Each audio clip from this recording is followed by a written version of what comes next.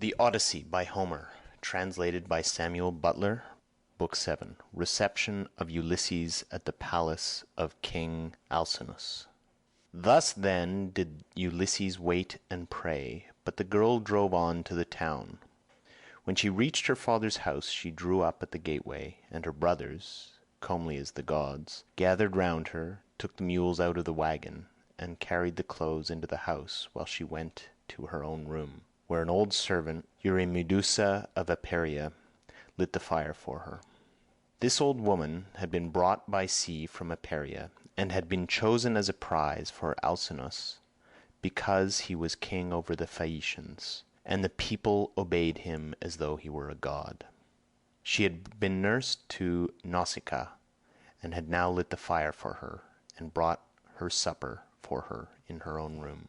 Presently Ulysses got up to go towards town, and Minerva shed a thick mist all round him to hide him in case of the proud Phaeacians who met him should be rude to him, or ask him who he was. Then, as he was just entering the town, she came towards him in the likeness of a little girl carrying a pitcher. She stood right in front of him, and Ulysses said, "My dear, will you be so kind as to show me the house of King Alcinous? I am an unfortunate foreigner in distress, and do not know one in your town and country." Then Minerva said, "Yes, father stranger, I will show you the house you want, for Alcinous lives quite close to my own father. I will go before you and show you the way, but say not a word as you go, and do not look at any man, nor ask him questions, for the people here cannot abide strangers, and do not like men who come from some other place. They are a seafaring folk, and sail the seas by the grace of Neptune in ships that glide along like thought, or as a bird in the air." On this she led the way, and Ulysses followed in her steps, but not one of the Phaeacians could see him as he passed through the city in the midst of them, for the great goddess Minerva, in her goodwill towards him, had hidden him in a thick cloud of darkness. He admired their harbours, ships, places of assembly, and lofty walls of the city, which, with the palisade on top of them, were very striking, and when they reached the king's house, Minerva said, "This is the house, father stranger, which you would have me show you. You will find a number of great people sitting at table, but do not be afraid. Go straight in, for the bolder a man is, the more likely he is to carry his point, even though he is a stranger. First find the queen. Her name is Arete, and she comes of the same family as her husband Alcinous. They both descend originally from Neptune, who was father to Nausicaa by Periboea, a woman of great beauty.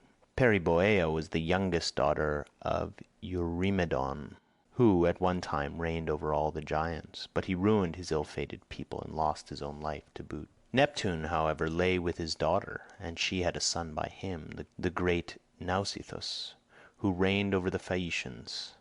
Nausicaa had two sons, Rhexenor and Alcinous.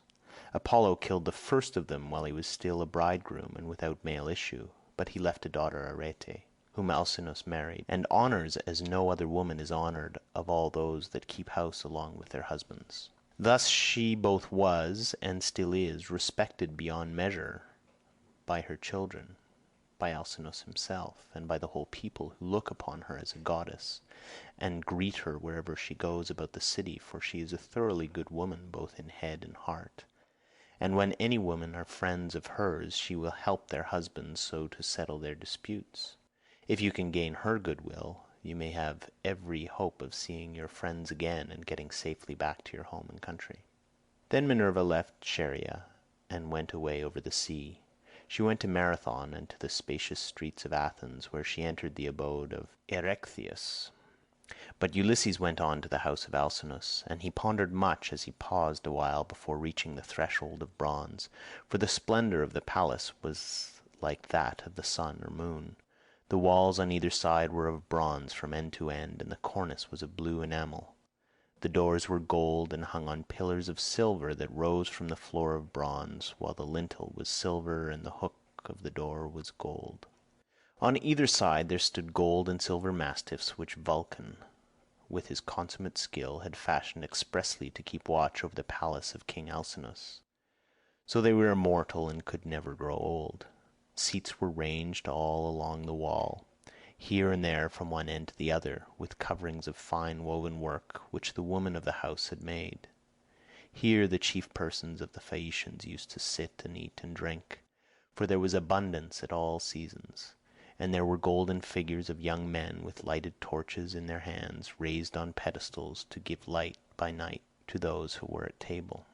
There are 50 maidservants in the house, some of whom are always grinding rich yellow grain at the mill, while others work at the loom or sit and spin, and their shuttles go backwards and forwards like the fluttering of aspen leaves, while the linen is so closely woven that it will turn oil. As the Phaeacians are the best sailors in the world, so their women excel all others in weaving, for Minerva has taught them all manner of useful arts, and they are very intelligent. Outside the gate of the outer court there is a large garden of about 4 acres with a wall all round it. It is full of beautiful trees, pears, pomegranates, and the most delicious apples. There are luscious figs also, and olives in full growth. The fruits never rot nor fail all year round, neither winter nor summer, for the air is so soft that a new crop ripens before the old has dropped. Pear grows on pear, apple on apple, and fig on fig, and so also with the grapes, for there is an excellent vineyard. On the level ground of a part of this, the grapes are being made into raisins. In another part they are being gathered. Some are being trodden in the wine tubs, others further on have shed their blossom and are beginning to show fruit, others again are just changing colour. In the furthest part of the ground there are beautifully arranged beds of flowers that are in bloom all year round. 2 streams go through it, the one turned in ducts throughout the whole garden, while the other is carried under a ground of the outer court of the house itself, and the townspeople draw water from it. Such, then, were the splendours with which the gods had endowed the house of King Alcinous. So here Ulysses stood for a while and looked about him. But when he looked long enough he crossed the threshold and went within the precincts of the house. There he found all the chief people among the Phaeacians making their drink offerings to Mercury, which they always did last thing before going away for the night. He went straight through the court, still hidden by the cloak of darkness in which Minerva had enveloped him, till he reached Arete and King Alcinous. Then he laid his hands upon the knees of the queen, and at the moment the miraculous darkness fell away from him, and he became visible. Everyone was speechless with surprise at seeing a man there, but Ulysses began at once with his petition. "Queen Arete," he exclaimed, "daughter of great Rhexenor, in my distress I humbly pray you, as also your husband and these your guests, whom may heaven prosper with long life and happiness, and may they leave their possessions to their children and all the honours conferred upon them by the state, to help me home to my own country as soon as possible, for I have been long in trouble and away from my friends."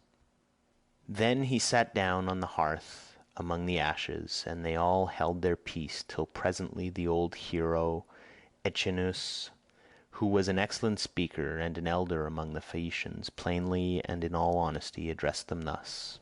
"Alcinous," he said, "it is not creditable to you that a stranger should be seen sitting among the ashes of your hearth.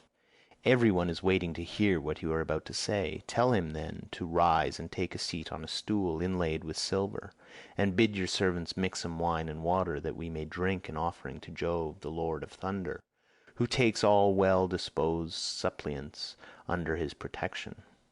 And let the housekeeper give him some supper of whatever there may be in the house." When Alcinous heard this he took Ulysses by the hand, raised him from the hearth, and bade him take the seat of Laodamas, who had been sitting beside him, and was his favourite son. A maidservant then brought him water in a beautiful golden ewer, and poured it in a silver basin for him to wash his hands, and she drew a clean table beside him. An upper servant brought him bread, and offered him many good things of what there was in the house, and Ulysses ate and drank.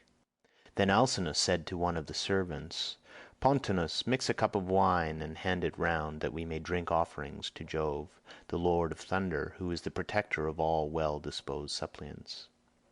Pontonous then mixed wine and water, and handed it round, after giving every man his drinking offering. Then they made their offerings, and drunk each as much as he was minded. Alcinous said, Aldermen and town councillors of the Phaeacians, hear my words. You have had your supper, so now go home to bed. Tomorrow morning I shall invite a still larger number of aldermen, and will give a sacrificial banquet in honor of our guest. We can then discuss the question of his escort, and consider how we may at once send him back rejoicing to his own country without trouble or inconvenience to himself, no matter how distant it may be. We must see that he comes to no harm while on his homeward journey. But when he is once at home, he will have to take the luck he was born with, for better or for worse, like other people. It is possible, however, that the stranger is one of the immortals who has come down from heaven to visit us. But in this case the gods are departing from their usual practice, for hitherto they have made themselves perfectly clear to us when we have been offering them hecatombs. They come and sit at our feast just like one of ourselves, and if any solitary wayfarer happens to stumble upon some or other of them, they affect no concealment, for we are as near of kin to the gods as the Cyclopses and the savage giants are. Then Ulysses said, Pray, Alcinous, do not take any such notion into your head. I have nothing of the immortal about me, neither in my body nor mind, and most resemble those among you who are the most afflicted. Indeed, were I to tell you all that heaven has seen fit to lay upon me, you would say that I was still worse off than they are. Nevertheless, let me sup in spite of sorrow, for an empty stomach is a very inopportune thing, and thrusts itself on a man's notice no matter how dire is his distress. I am in great trouble, yet it insists that I shall eat and drink, bids me lay aside all memory of my sorrows, and dwell only on the due replenishing of itself. As for yourselves, do as you propose, and at break of day set about helping me to get home. I shall be content to die if I may first once more behold my property, my bondsmen, and all the greatness of my house. Thus did he speak. Everyone approved his saying, and agreed that he should have his escort, inasmuch as he had spoken reasonably. Then, when they made their drink offerings, and had drunk each as much as he was minded, they went home to bed, every man in his own abode, leaving Ulysses in the cloister with Arete and Alcinous, while the servants were taking the things away after supper. Arete was the first to speak, for she recognized the shirt, cloak, and good clothes that Ulysses was wearing, as the work of herself and of her maids. So she said, Stranger, before we go any further, there is a question I should like to ask you. Who and whence are you, and who gave you those clothes? Did you not say you had come from beyond the sea? And Ulysses answered, It would be a long story, madam, were I to relate in full the tale of my misfortunes, for the hand of heaven has been laid heavy upon me. But as regards your question, there is an island far away in the sea which is called the Ogygian. Here dwells the cunning and powerful goddess Calypso, daughter of Atlas. She lives by herself, far from all neighbours, human or divine. Fortune, however, brought me to her hearth, all desolate and alone, for Jove struck my ship with his thunderbolts and broke it up in mid-ocean. My brave comrades were drowned, every man of them, but I stuck to the keel, and was carried hither and thither for the space of 9 days, till at last, during the darkness of the 10th night, the gods brought me to the Ogygian island, where the great goddess Calypso lives. She took me in and treated me with the utmost kindness. Indeed, she wanted to make me immortal, that I might never grow old, but she could not persuade me to let her do so. I stayed with Calypso 7 years straight on end, and watered the good clothes she gave me with my tears during the whole time. But at last, when the 8th year came round, she bade me depart of her own free will, either because Jove had told her she must, or because she had changed her mind. She sent me from her island on a raft, which she provisioned with abundance of bread and wine. Moreover, she gave me good stout clothing, and sent me a wind that blew warm and fair. Days 7 and 10 did I sail over the sea, and on the 18th I caught sight of the first outlines of the mountains upon your coast, and glad indeed was I to set eyes upon them. Nevertheless, there was still much trouble in store for me, for at this point Neptune would let me go no further, and raised a great storm against me. The sea was so terribly high that I could no longer keep my raft, which went to pieces under the fury of the gale, and I had to swim for it till wind and current brought me to your shores. There I tried to land, but could not, for it was a bad place, and the waves dashed me against the rocks. So I again took to the sea and swam on till I came to a river that seemed the most likely landing place, for there were no rocks and it was sheltered from the wind. Here then I got out of the water and gathered my senses together again. Night was coming on, so I left the river and went into a thicket, where I covered myself all over with leaves, and presently heaven sent me off into a very deep sleep. Sick and sorry I was, I slept among the leaves all night, and through the next day till afternoon, when I woke as the sun was westering, and saw your daughter's maidservants playing upon the beach, and your daughter among them looking like a goddess. I besought her aid, and she proved to be of excellent disposition, much more so than could be expected from so young a person, for young people are apt to be thoughtless. She gave me plenty of bread and wine, and when she had me washed in the river she also gave me the clothes in which you see me. Now, therefore, though it has pained me to do so, I have told you the whole truth." Then Alcinous said, "Stranger, it was very wrong of my daughter not to bring you on at once to my house along with the maids, seeing that she was the first person whose aid you asked." "Pray do not scold her," replied Ulysses. "She is not to blame. She did tell me to follow along with the maids, but I was ashamed and afraid, for I thought you might perhaps be displeased if you saw me. Every human being is sometimes a little suspicious and irritable." "Stranger," replied Alcinous, "I am not the kind of man to get angry about nothing. It is always better to be reasonable, but by Father Jove, Minerva, and Apollo, now that I see what kind of person you are, and how much you think as I do, I wish you would stay here, marry my daughter, and become my son-in-law. If you will stay, I will give you a house and an estate, but no one, heaven forbid, shall keep you here against your own wish. And that you may be sure of this, I will attend tomorrow to the matter of your escort. You can sleep during the whole voyage if you like, and the men shall sail you over smooth waters either to your own home or wherever you please, even though it may be a long way further off than Euboea, which those of my people who saw it when they took yellow-haired Rhadamanthus to see Tityus, the son of Gaia, tell me is the furthest of any place. And yet they did the whole voyage in a single day without distressing themselves, and came back again afterwards. You will thus see how much my ships excel all others, and what magnificent oarsmen my sailors are."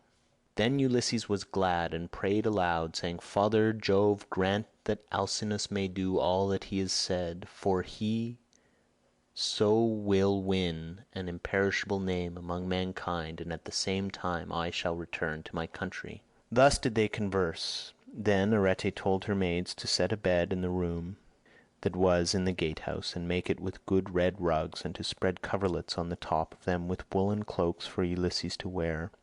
The maids thereon went out with torches in their hands, and when they had made their bed they came up to Ulysses and said, "Rise, sir stranger, and come with us, for your bed is ready."